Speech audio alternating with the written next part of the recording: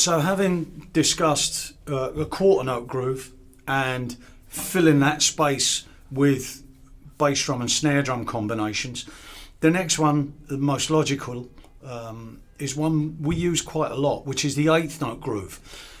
And when we start to fill that space, it's called syncopation, specifically because with syncopation, what you're attempting to do is take a straightforward eighth note groove and then muddy the waters of the direction that it's going in.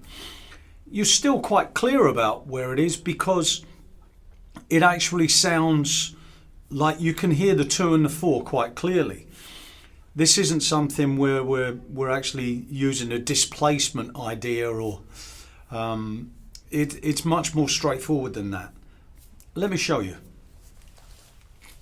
Again, at 80 BPM. 1, 2, 3, and 4.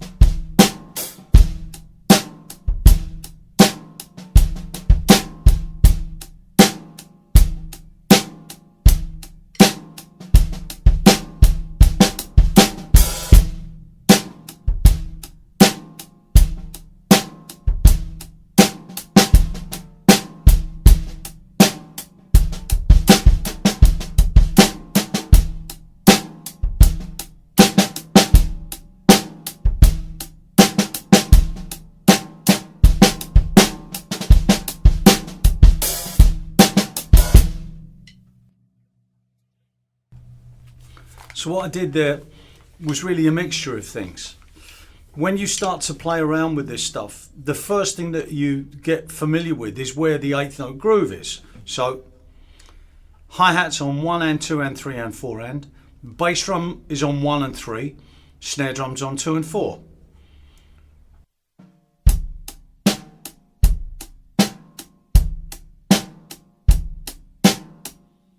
Now if I put a 16th note in, say on the dut of 1 on the snare, or no, on the bass drum, sorry.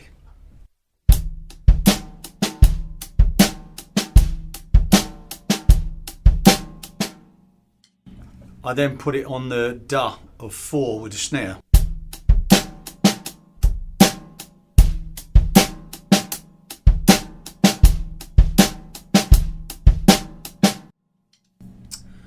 That groove starts to actually throw in some very interesting combinations when you go to it and then you make something sound a little bit busy and then you make it sound much more simple.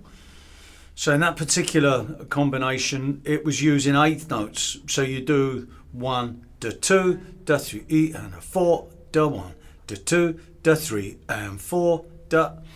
And you can play around with this. This is really where a lot of the early funk stuff started to come together. It was a bit busier than I'm playing, it was a bit quicker. But really once you start to understand where the pulse is and you start to feel what the bass is doing, and then that's got to be in reference to what the rest of the song is doing, it all starts to fall into place.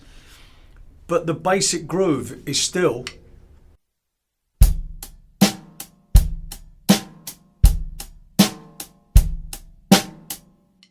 so. If I play this one more time, I'll play the straightforward groove, I'll go around the groove twice, and then I'll make it a bit busier, then go back to the original eighth note groove and then busier again, so you get more of an idea of how it moves in and out, still keeping it at 80 beats per minute. 1, 2, 3, 4.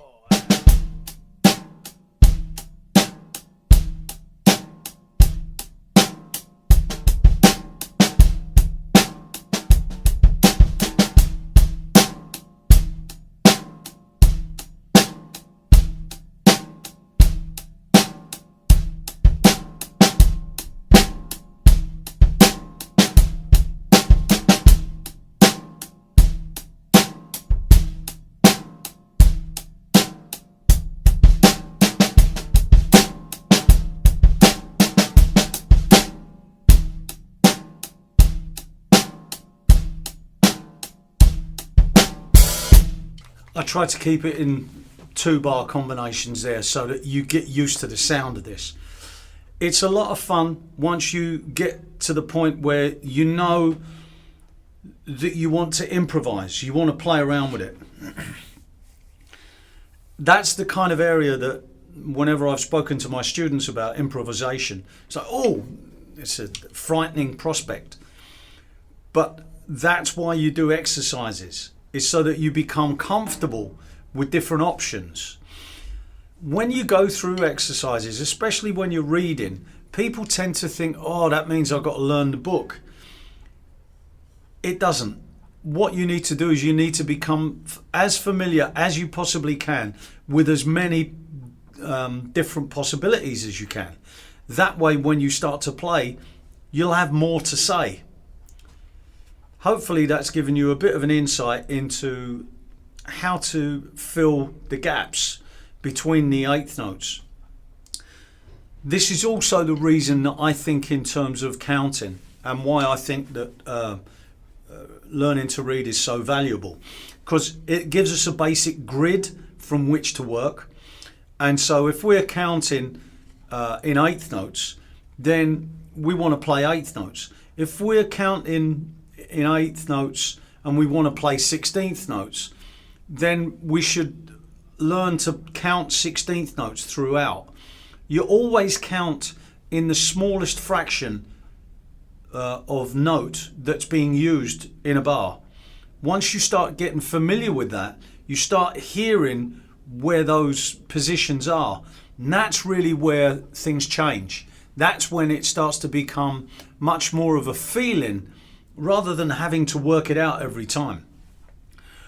It's very much the case that people, when they come to me for lessons and I teach them to read, they're very skeptical in the beginning because they understand that that's going to be really difficult. Actually, it's not. Once you get into it, you realise that it's just telling you where the notes are. Once you get familiar with that, it becomes so much easier, so much quicker. It's a much better way to work. But mainly, it actually gives you a grid upon which you can build any groove, upon which you can build any fill. The biggest problems that we face as drummers is usually going from a groove to a fill to a groove. It's because there needs to be continuity as you step from one place into the next area back to the first place. Very often people have an issue with that, and so getting extremely familiar with counting and understanding how to keep it even, that is really the key to understanding how to play something that's technically tricky. Give it some thought, give it some work, have a little play around with those ideas, and I'll see you in the next lesson.